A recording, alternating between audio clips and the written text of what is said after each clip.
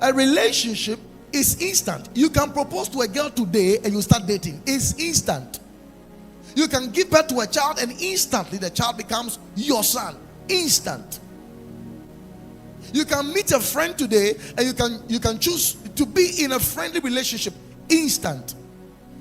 Likewise, when you get born again, your relationship with God and with Christ is instant. With God, He is your father. With Christ, He is your brother. So your relationship is very instant. But you see, the next step after having a relationship with God is building that relationship. The process of building that relationship is what we call engaging in fellowship with God. So you can be in a relationship and not engage in fellowship in that relationship. So fellowship simply in Greek is koinonia, which means communion. You can be in the same room with your father and still be distant. You can be in the same room with your roommate and still be distant. You are together in body but apart in heart. That is why we're saying that relationship is instant, but fellowship must be built. Listen to me carefully. Entering into a relationship with God through salvation is by faith. Engaging in fellowship is by choice. Entering into a relationship with God through salvation is by faith.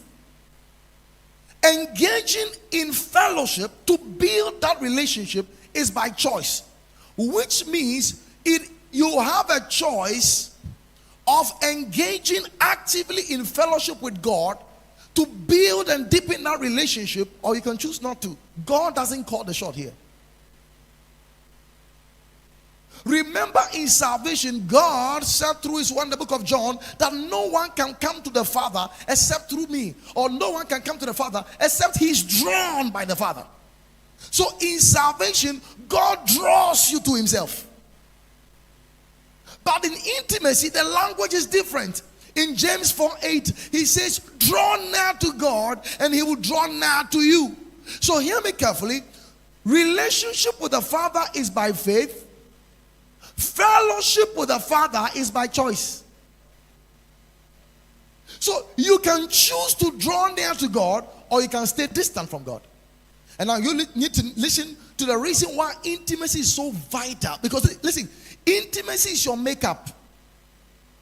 You were born for intimacy. You were created for intimacy.